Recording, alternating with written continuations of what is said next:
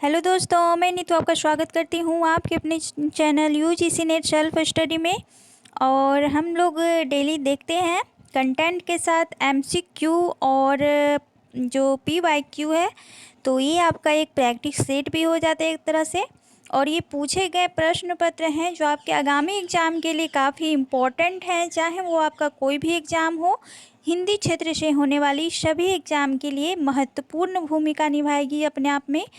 तो चलिए आज जो है कहानी विधा से प्रश्न है मैं लेकर आई हूँ, जो काफ़ी इम्पॉर्टेंट है एग्ज़ाम के पॉइंट ऑफ व्यू से। तो इसे बिल्कुल देखना है, स्किप नहीं करना है, वीडियो को एंड तक देखना है। और अगर आप मेरे चैनल पर नए हैं तो ज़रूर से चैनल को सब्सक्राइब भी कर दें और साथ ही शेयर भी कर दें। तो चलिए आज देखते हैं हम लोग कहानी से महत्वपूर्ण प्रश्नोत्तरी जो पूछे गए प्रश्न हैं। और एग्ज़ाम में आपके पूछे जाएंगे प्रश्न यहाँ से, तो आप बिल्कुल इसे अच्छे से देखें। तो चलिए पहला प्रश्न हम देखते हैं। पहला प्रश्न क्या कह रहा है, कहानी और कहानीकार की दृष्टि से एक युग में यहाँ पे अशुद्ध है, कौन सा है देख लेते हैं। वापसी उषा प्रेमवदा का है, ये 1960 का है, तो ये सही है। जयदोल अज्ञे का है, तो ये भी सही है। यही सच है 1966 का है, 1966 का है। मनु भंडारी का, ये भी सही है। ठेस इसका नहीं है, ठेस जो है ये फणीश्वर नाथ रेणु का जैनेन्द्र का नहीं है, तो डी ऑप्शन आपका राइट होगा। चलिए देखते हैं, तो यहाँ पे नहीं है, हालांकि मैंने बता दिया, तो देख लीजिए यहाँ पे ठेस जो है वो रेणु जी का है। चलिए अगला क्वेश्चन है कि इनमें से कौन सी हिंदी की पहली कहानी मानी जाती है, तो वो है इंदुमती जो कि 1900 का है, ठीक है, और किशोरी लाल गोस्वामी जी का है। तो चलिए इसके बारे में थोड़ा सा दिया होगा, देख लेंगे। तो ये जो कहानी है भारतेंदु युग में नहीं लिखी गई, कुछ कथात्मक शैली से निबंध अवश्य लिखे गए, तो ये उतना इम्पोर्टेंट नहीं है, देख लीजिए यहाँ पे। कहानियों का जो विकास है आलोच्य युग यानी कि द्विवेदी युग से हुआ है। सरस्वती 1900 पत्रिका के प्रकाशन के साथ ही हिंदी कहानी का जन्म मान्य है। किशोरी लाल गोस्वामी की इंदुमती जो है सरस्वती पत्रिका में 1900 ईस्वी में इलाहाबाद से प्रकाशित हुई, तो ये आपको ध्यान रखना है। बाकी यहाँ पे देख लीजिए, ये टेम्पेस्ट नाटक पर लिखी गई, तो ये आपका इम्पोर्टेंट है, यहाँ से प्रश्न पूछा जाता है। और इसी वर्ष सुदर्शन में माधव प्रसाद मिश्र की मन की चंचलता पूछी जाती है, कहानी प्रकाशित हुई है। 1902 में सरस्वती में भगवान दीन बीए की जो कहानी है प्लेग की चुड़ैल, ये भी पूछी जाती है, तो इसको भी ध्यान रखना है। और आगे देखते हैं, सरस्वती पत्रिका जो थी इसमें रामचंद्र शुक्ल का 11 वर्ष का समय जो कि 1903 में पूछी गई है। और वास्तविकता देखिए कि रामचंद्र शुक्ल ने अपनी कहानी को भी चौथे स्थान पर रखा है। ऐसा नहीं है कि खुद वो लिख रहे हैं अपनी पुस्तक हिंदी साहित्य का इतिहास, तो उन्होंने अपनी कहानी को रख दिया है पहले स्थान पर।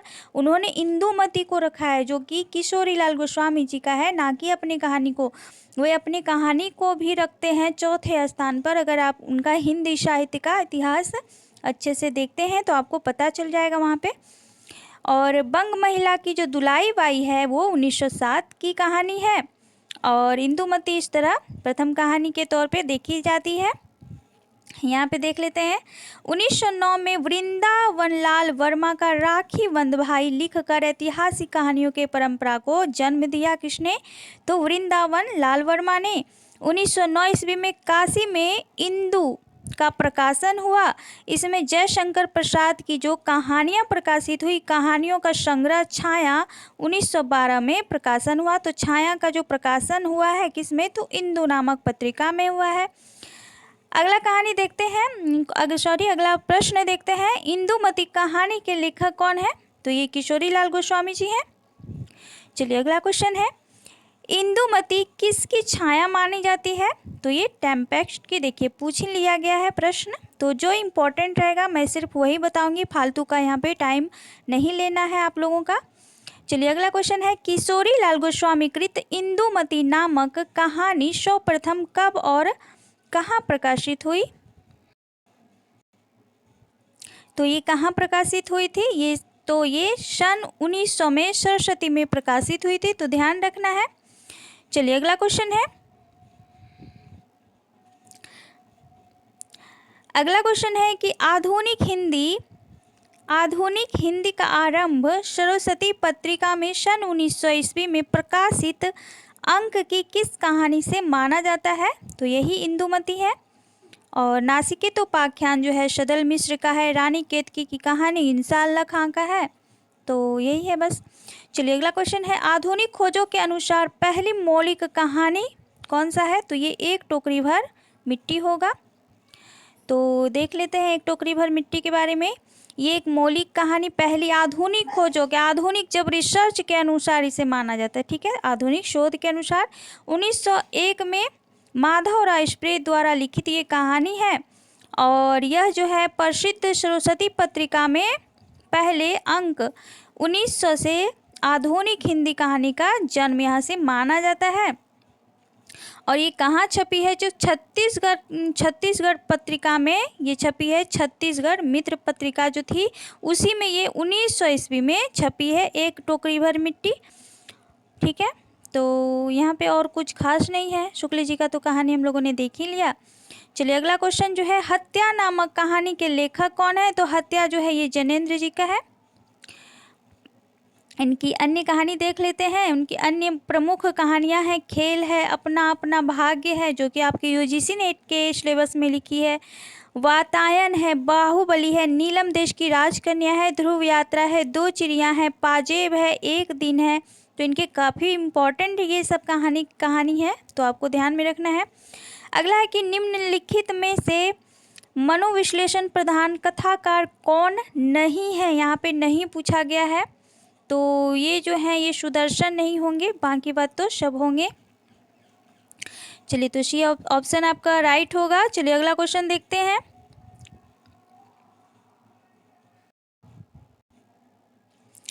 तो यहाँ पे देख लेते हैं, सुदर्शन मनोविश्लेषण प्रधान कथाकार नहीं है, जबकि इलाचंद जोशी अज्ञेय जैनेन्द्र मनोविश्लेषण में आते हैं और ये प्रधान उपन्यासकार कथाकार भी हैं।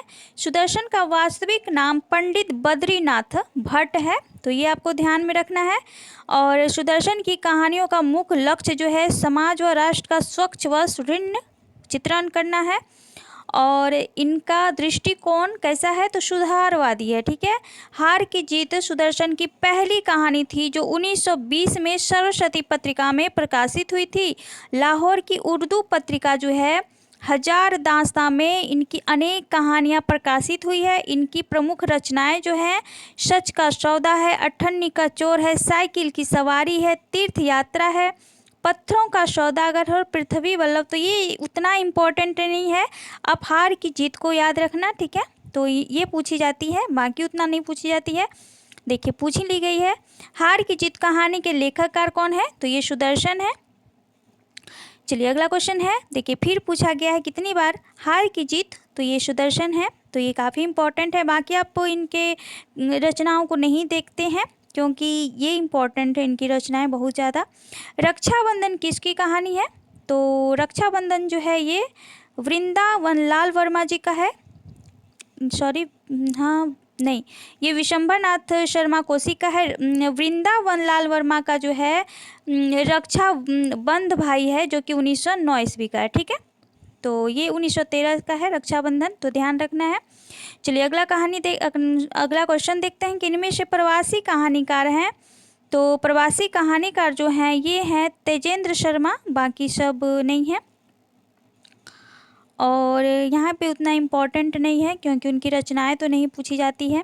चलिए अगला क्वेश्चन है, गुलकी बन्नो कहानीकार के लेखक कौन है? तो ये धर्मवीर भारती जी हैं। अगला क्वेश्चन है, कोठरी की बात कहानी उद्धृत है, इनके लेखक कौन है? तो ये अज्ञेय हैं। कोठरी की बात 1945 की रचना है, ठीक है। तो साथ में सन को भी आपको ध्यान में रखना है, 1945 की रचना है। और यहाँ पे देख लीजिए, कोठरी की बात, इंद्र की बेटी, चिड़ियाघर, आदम की डायरी, गृह त्याग, पुलिस की सीटी, जिज्ञासा, हारती, अकलंक, छाया, नीली हंसी, मुस्लिम भाई दो, शरणदाता, पुरुष का भाग्य, अछूते फूल, ताज व छाया, इत्यादि ये आगे की कहानियाँ हैं, लेकिन इनकी जो कहानी संग्रह है वो काफ़ी इम्पोर्टेंट है, पूछी जाती है। तो यहाँ पे तो नहीं दिया गया है। जैसे कोठरी की बात है, विपथगा है, तेरे प्रतिरूप है और शरणागत है, तो ये बहुत ही इम्पोर्टेंट है ये। तो साथ ही ये आपको ध्यान में रखना है इनकी कहानी संग्रह को। चलिए अगला क्वेश्चन है, जैनेन्द्र की पहली कहानी संग्रह कब प्रकाशित हुई है? तो कहानी संग्रह 1929 में ये प्रकाशित हुई है। खेल है, ये फांसी है, ठीक है। कहानी संग्रह इनका पहली कहानी संग्रह खेल है, जो कि 1928 ईस्वी में प्रकाशित हुई। इसके बाद फांसी 1929 में प्रकाशित हुई। उचित विकल्प ना होने के कारण 1929 ही माना जाता है, ठीक है। देखिए यहाँ पे दिया है ये, वातायन 1930 का है, नीलम देश की राजकन्या 1933 का है, एक रात 1934 का है, दो चिड़िया, ये तो जैनेन्द्र का कहानी, अच्छा हाँ जैनेन्द्र का है, अज्ञे का नहीं है ना।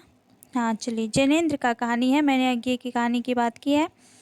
तो एक रात 1934 है, दो चिड़िया 1935 है, पाजेब 1942 है, जय संधि 1949 है। तो इनकी कहानियों को भी आप ये एकदम से अच्छे से फिट करना है अपने दिमाग में, क्योंकि पूछी जाती है।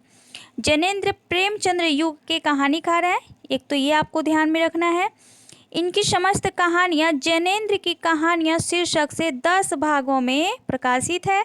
जैनेन्द्र की कहानियों के माध्यम से पहली बार हिंदी साहित्य में व्यक्ति को महत्व दिया गया, तो ये भी ध्यान में रखना है, क्योंकि ये एक मनोवैज्ञानिक कहानीकार है। और अगला कहानी के उदय प्रकाश द्वारा रचित कौन सी कहानी नहीं है? तो नहीं है, पीली आंधी नहीं होगा।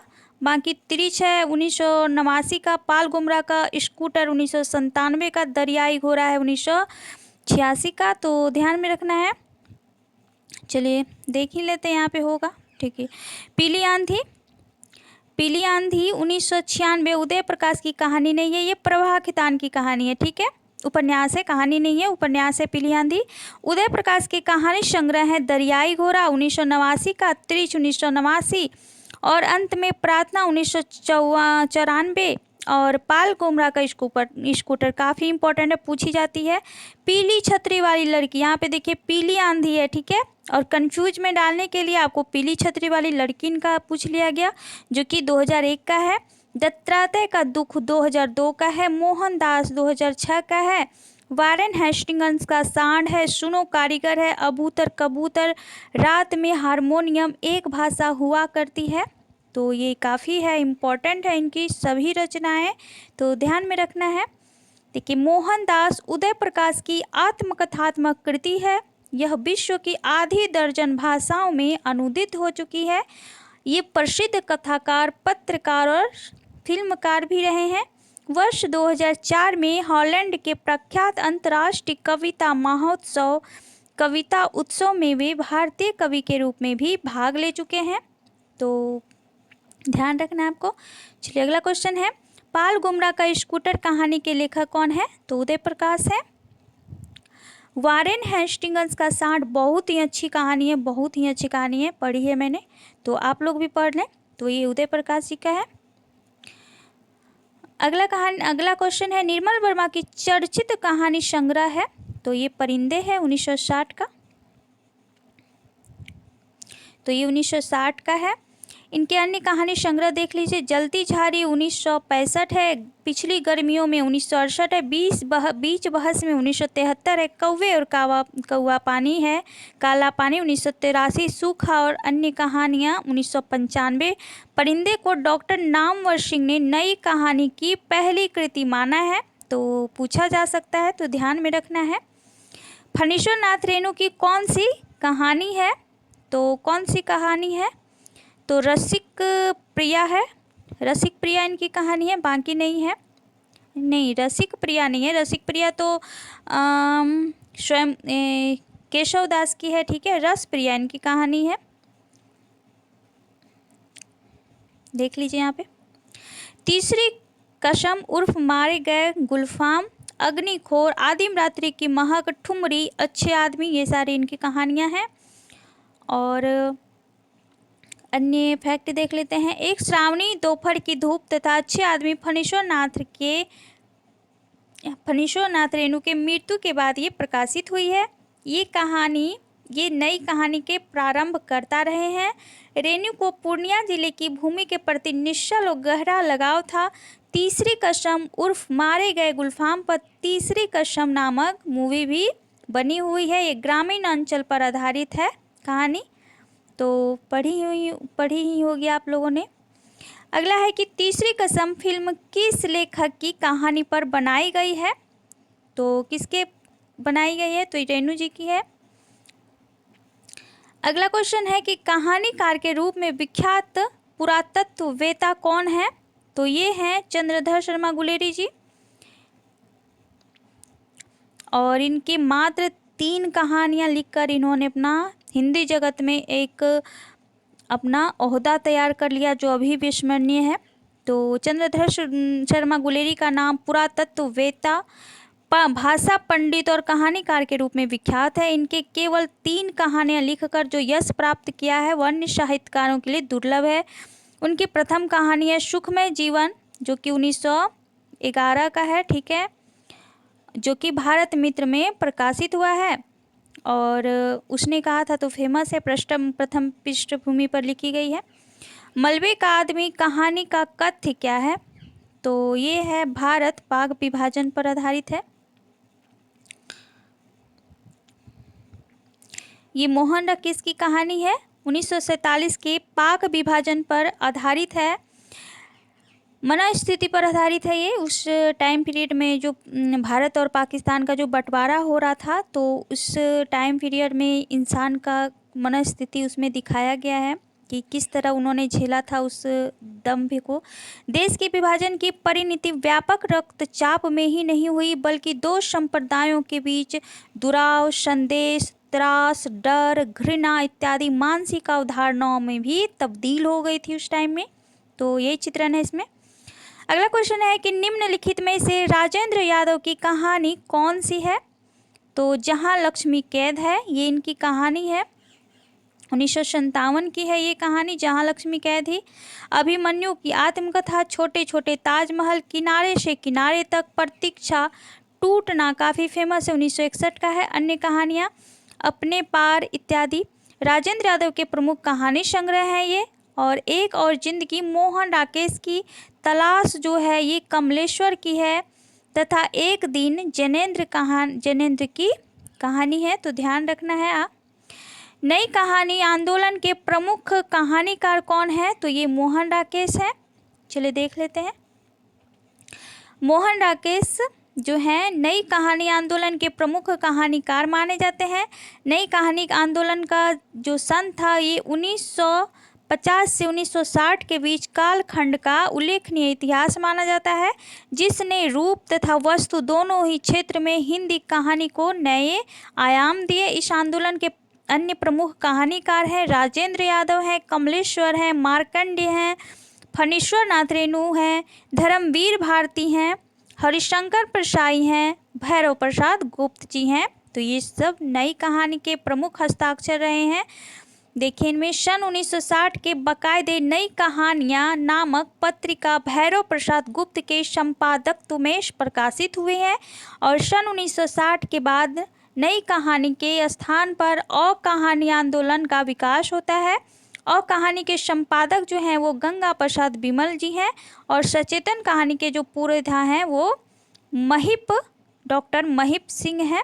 तो ध्यान रखना है। और समानांतर कहानी के साथ में बता देती हूँ वो कमलेश्वर हैं, तो ज़्यादा पूछी जाती है समानांतर कहानी के जो कौन है संपादक कथाकार।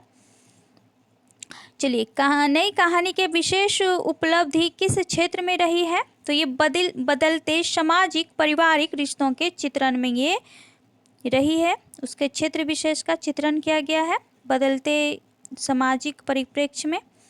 नई कहानी यथार्थ और जीवन की वास्तविकताओं का अंकन के आधार पर अपने को पिछली कहानी से अलग करती है। तो यही है बस, जो समाज में विघटित हो रही थी उसको देखकर जो कवि और लेखक थे अपना ध्यान उसी के ओर ले जाकर वैसा ही अपना चित्रण देख रहे थे, जैसा देख रहे थे वैसा ही वो लिख रहे थे। इनमें से शिव मूर्ति की कहानी नहीं है। तो शिव मूर्ति की कहानी कौन सी नहीं है?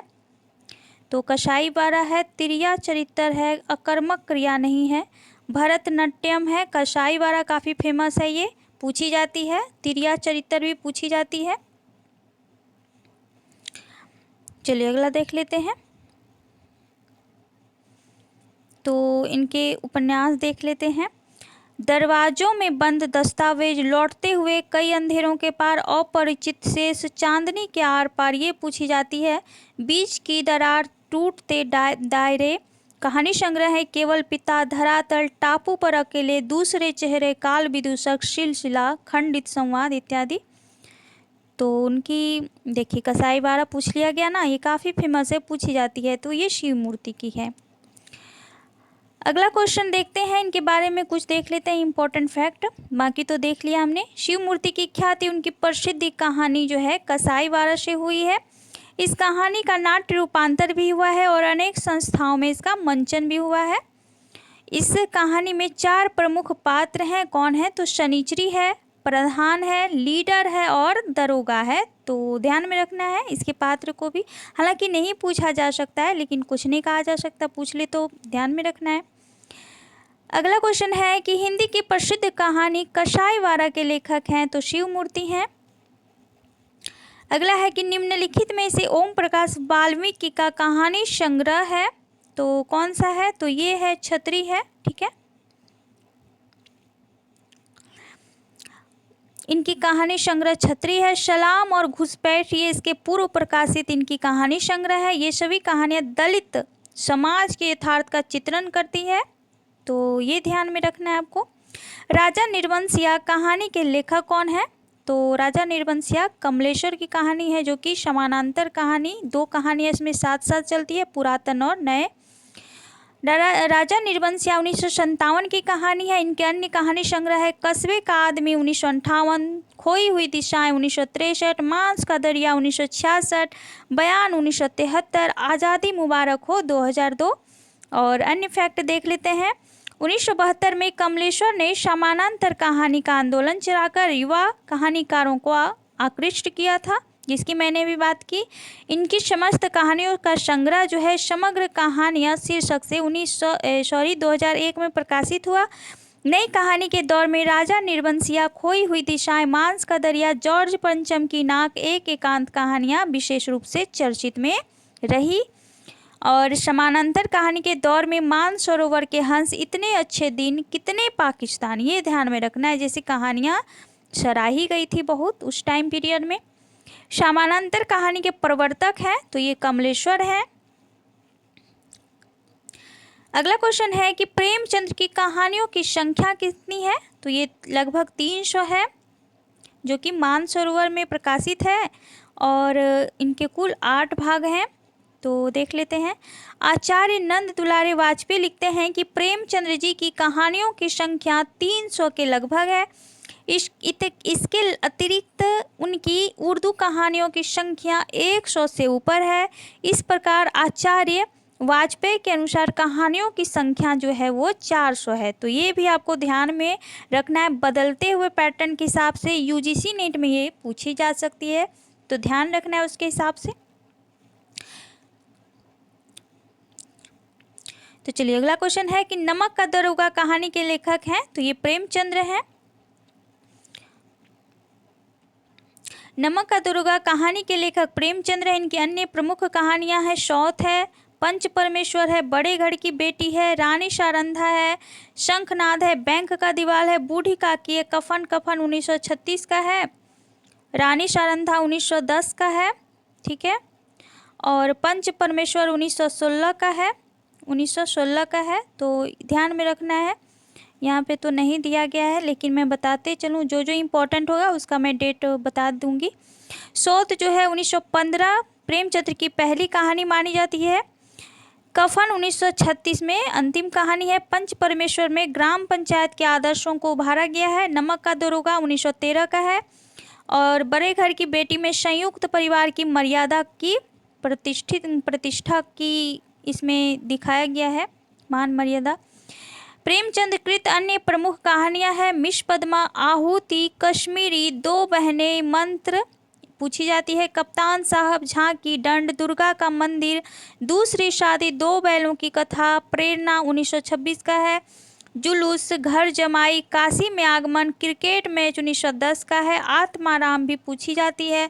तो ये सब ध्यान में रखना है आपको इनकी कहानियों को। अन्य देख लीजिए कहानी। बलिदान है 1918 का, आत्माराम 1920, बूढ़ी काकी 21, विचित्र होली 21, गृह दाग 1922, हार की जीत 1900। देखिए हार की जीत एक किसका है, तो सुदर्शन का भी है, और एक हार की जीत जो है ये प्रेमचंद्र जी का है, तो ध्यान रखना है। परीक्षा 1923, आप बीती 1923, उद्धार 1924, शवा शेर गेहूँ 1924, शतरंज के खिलाड़ी 1925, माता का हृदय 1925, कजाकी 1926, सुजान भगत 27, इस्तीफा 28, अलगोझा 29, पूस की रात 30, तावान 31, होली का उपहार 31, ठाकुर का कुआं ये भी 31 होगा, 32 नहीं होगा, बेटों वाली विधवा ये 32 होगा, ईदगाह 33, नशा 1934, बड़े भाई साहब 34। तो ये जितनी भी कहानियां हैं ना काफ़ी इम्पोर्टेंट है, क्योंकि पूछी जाती है ये सारी कहानियां एक एक कर।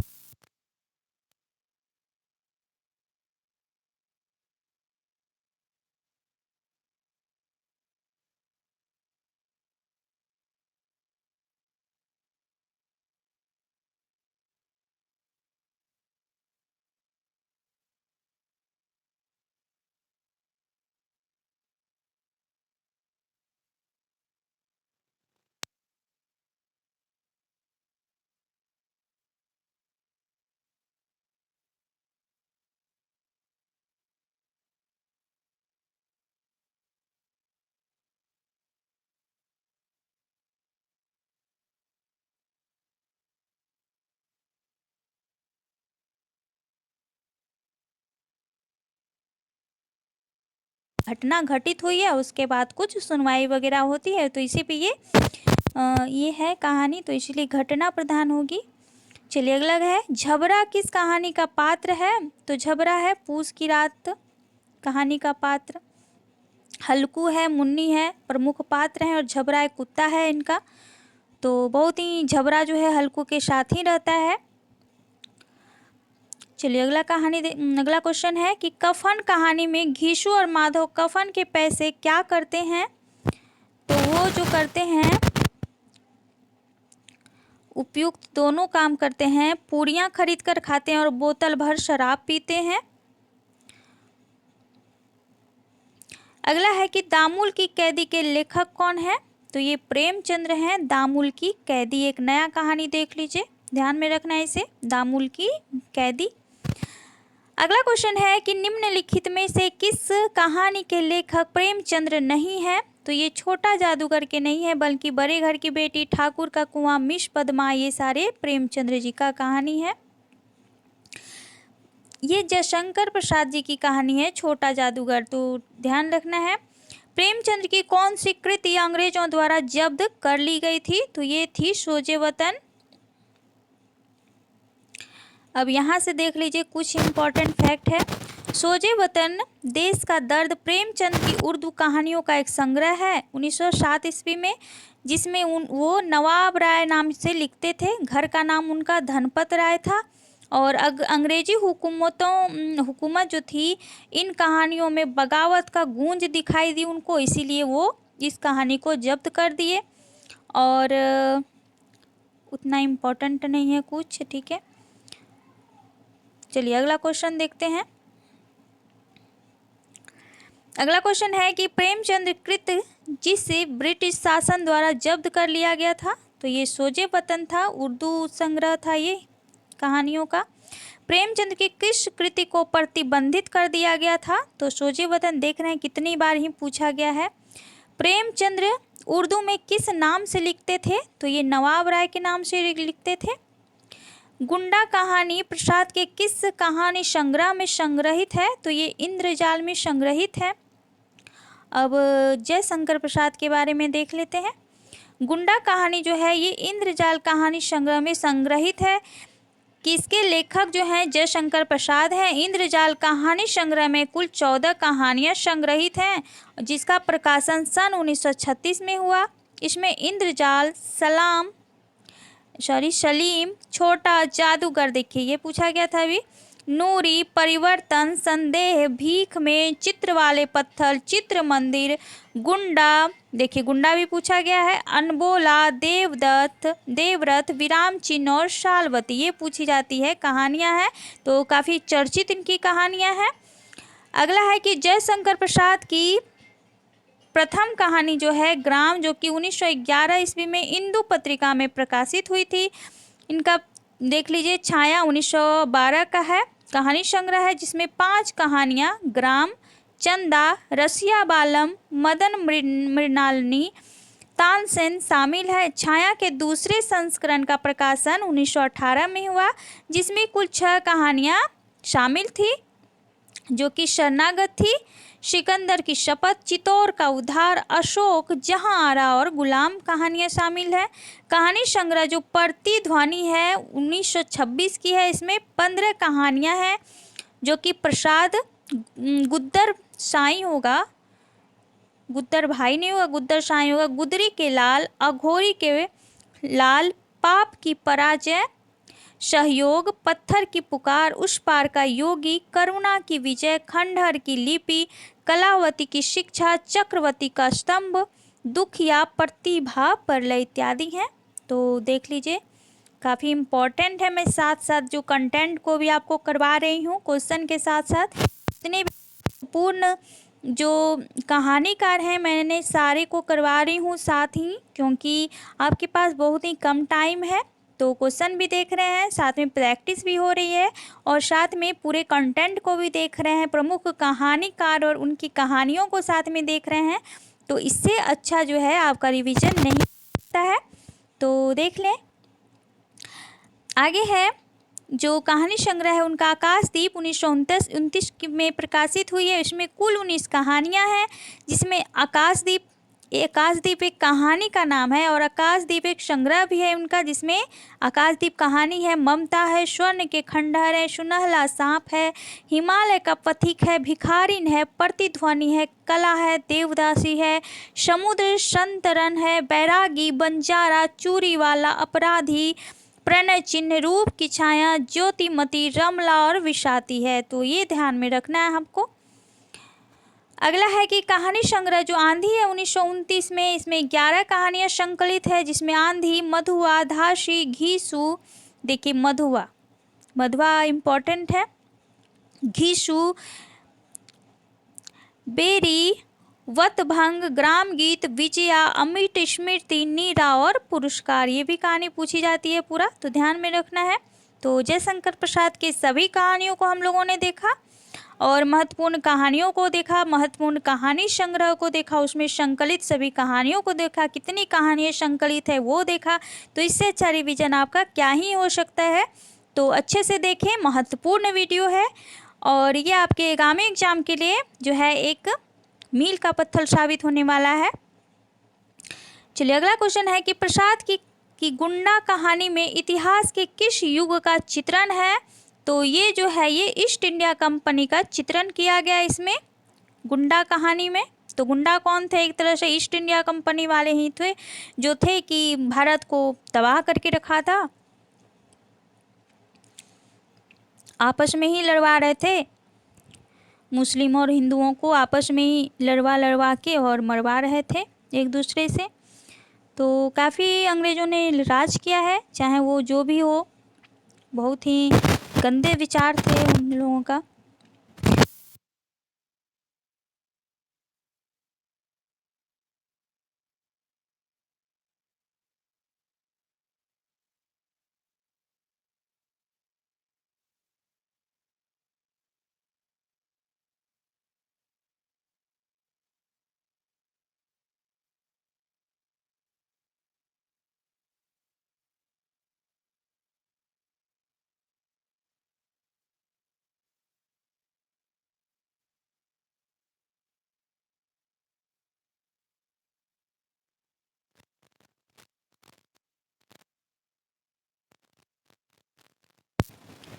हाँ इम्पोर्टेंट है कुछ, चलिए देख लेते हैं। इनके उपन्यास देख लें यहाँ पे। सात नदियाँ, एक समंदर, सालमती, ठीकरे की मंगनी, जिंदा मुहावरे 1993 का है, अक्षयवट, कुइयाँ जान 2005 का है, जीरो रोड 2008 का है, दहलीज, प्लेटफॉर्म नंबर 7 आदि इनके प्रमुख नाटक हैं। राष्ट्र और मुसलमान, औरत के लिए औरत, किताब बहाने इनके प्रसिद्ध लेखक हैं। और इनकी देख लेते हैं। क्षमा कौल द्वारा रचित उपन्यास जो है दर्दपुर, ठीक है, क्षमा कौल एक लेखिका है। ममता कालिया द्वारा लिखित कहानी संग्रह है छुटकारा, उसका यौवन, जांच अभी जारी है, प्रतिदिन 1961 का है। ये चर्चित कहानियां हैं इनकी। अगला क्वेश्चन है, निम्नलिखित में से कौन सा कहानी संग्रह नासिरा शर्मा का है? तो ये है पत्थर गली। नासिरा शर्मा की प्रमुख कहानी संग्रह जो है पत्थर गली, जो कि 1986 का है। संग संसार जो है, संगसार 1993, इम्बे मरियम 1994, शबीना के 40 चोर 1997, खुदा की वापसी 1998, ईरानी नस्ल 2001, दूसरा ताजमहल 2002। तो ये जो है ये नासिरा शर्मा जी का कहानी संग्रह है।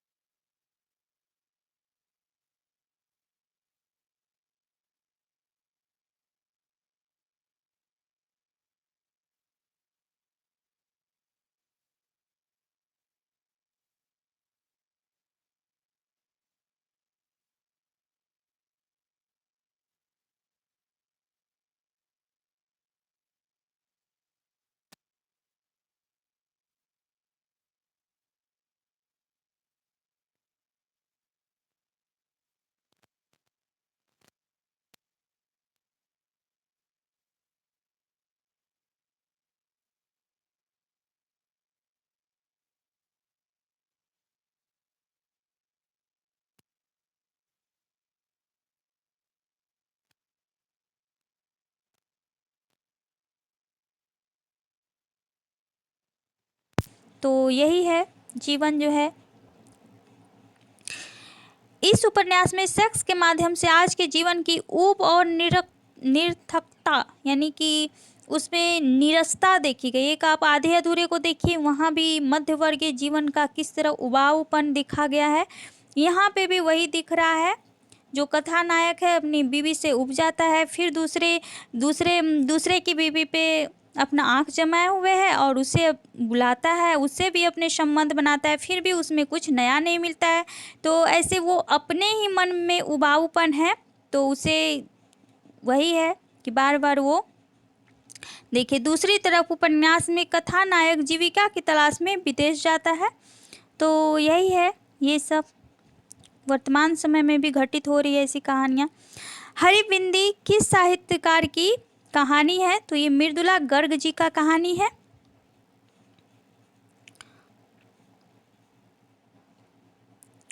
हरिबिंदी जो है मृदुला गर्ग द्वारा लिखी गई कहानी है। इनके द्वारा रचित कहानी संग्रह है शहर के नाम, मेरे देश की माटी, आहा एवं कहानियाँ ग्लेशियर में, यहाँ कमलिनी खिलती है, जुग्गी चाचा की मोटरसाइकिल, बाल गुरु, खुश किस्मत, बेंच पर बूढ़े। तो ये है मैत्री पुष्पाकृत कहानियाँ है, ललमनिया तथा अन्य कहानियाँ संग्रह सॉरी तिरिया हट जो कहानी संग्रह है, फैसला, सिस्टर, सैंद, अब फूल नहीं खिलते, बोझ, पगला गई है भागवती, छाह तुम किसकी हो बिन्नी।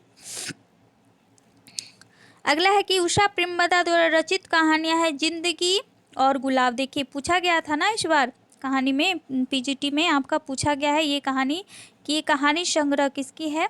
तो ये 1961 की कहानी है, जिंदगी और गुलाब, जो कि उषा प्रेमवदा का है। कोई एक कोई दूसरा, मेरी प्रिय कहानियाँ, तो साथ ही ये भी आपको ध्यान में रखना है। सफ़ेद कौवा कहानी के लेखक हैं, तो ये मंजुल भगत जी हैं, 1986 का है। देखिए यहाँ पे 1986 का है। और इनकी अन्य कहानियाँ देख लीजिए, गुलमोहर के गुच्छे 1974 का है, टूटा हुआ इंद्रधनुष 1976 का है, क्या छूट गया 1976, आत्महत्या के पहले 1979, छोटा कितना छोटा सफ़र 1979, 52 पत्ते एक जोकर 1982, दूत 1992, बूंद 1998, अंतिम बयान 2001 का है। और देख लीजिए मंजुल की पहली कहानी है, मंजुल भगत की शादी की सालगिरह, और अंतिम कहानी है डंडमार सिंह, क्या छूट गया और टूटा हुआ इंद्रधनुष। लंबी कहानियां हैं इनकी, इन्हें लघु उपन्यास भी कहा जाता है। गुलमोहर के गुच्छे में नारी के विभिन्न रूपों और स्थितियों का चित्रण इन्होंने किया है। और सफ़ेद कौवा में अपनी कथा भूमि को विस्तृत किया है। इनके 11 कहानी संग्रह अभी तक प्रकाशित हुए हैं। जंक्शन कहानी के लेखक कौन है, तो ये मुक्ति बोध हैं। देख लीजिए एक नया कहानी आपके सामने यहाँ पे आया है, जंक्शन, ठीक है। तो ये मुक्ति बोध जी का कहानी है, जिसमें निम्न वर्ग के प्रति घृणा करने की मनोवृत्ति का यहाँ पे परिचय देता है। सतह से उठता आदमी की विधा है, तो ये है कहानी है 1971 में मुक्ति बोध जी का, मुक्ति बोध का है। इनके द्वारा रचित प्रमुख कहानियाँ कविता संग्रह जो है चांद का मुँह टेढ़ा है 1959 का है, भूरी भूरी खाक दूल 1969 का है। और इनकी कहानियाँ संग्रह काट का सपना 1971 का है, विपात्र 1974 का है, सतह से उठता आदमी 1971 का है। इनकी आलोचनात्मक कृतियाँ देख लीजिए, कमायनी एक पुनः विचार काफ़ी इम्पोर्टेंट है, ध्यान में रखना है। नई कविता का आत्मसंघर्ष, नए साहित्य का सौंदर्य शास्त्र, समीक्षा की समस्याएं, एक साहित्य की डायरी काफ़ी इम्पोर्टेंट है, तो ये आपको ध्यान में रखना है। चलिए अगला देख लेते हैं। अगला है कि निम्नलिखित में से कौन कथाकार नहीं है, तो कौन कथाकार नहीं है, तो ये जो है निर्मला जैन नहीं है।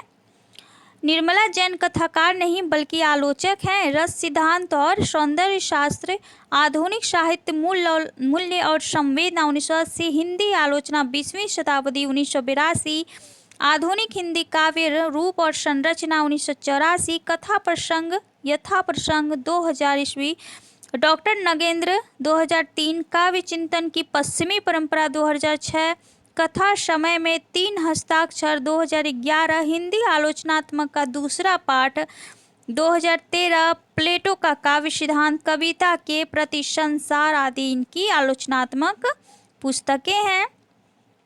सीट नंबर 6 की लेखिका कौन है, ये कहानी संग्रह है, तो ये है ममता कालिया जी हैं। और इसका प्रकाशन 2014 में हुआ। काके दी हट्टी, मुखौटा, नई सदी की पहचान इनकी अन्य कहानी संग्रह है। तो अब उपन्यास विधा से है, तो हम लोगों ने टोटल 65 क्वेश्चन किए। और सबसे बड़ी बात है कि जितने भी क्वेश्चन किए उसके महत्वपूर्ण फैक्ट को भी देखें साथ ही। तो ये आपका प्रैक्टिस भी हो रहा है और साथ में आपको कंटेंट भी प्रोवाइड यहाँ पे हो रहा है। तो आप बने रहें मेरे साथ, और इससे अच्छा प्रैक्टिस मुझे नहीं लगता है कि कोई होगा, क्योंकि आपका लास्ट टाइम पीरियड में ऐसे ही आपको तैयारी करना है, रिवीजन और प्रैक्टिस करना है सिर्फ। इससे जो होगा आपका कंटेंट भी जो है ध्यान में रहेगा और आपका प्रैक्टिस भी होगा साथ में। तो चलिए कल मिलते हैं फिर एक नए टॉपिक के साथ। तो आज के लिए बस इतना ही दोस्तों, और अगर आप मेरे चैनल पर नए हैं तो ज़रूर से चैनल को सब्सक्राइब कर दें और शेयर भी कर दें अपने दोस्तों तक। शेयर नहीं करते हैं क्या आप लोग? तो शेयर भी कर दें। तो चलिए बने रहें मेरे साथ। Thank you so much. आज के लिए बस इतना ही।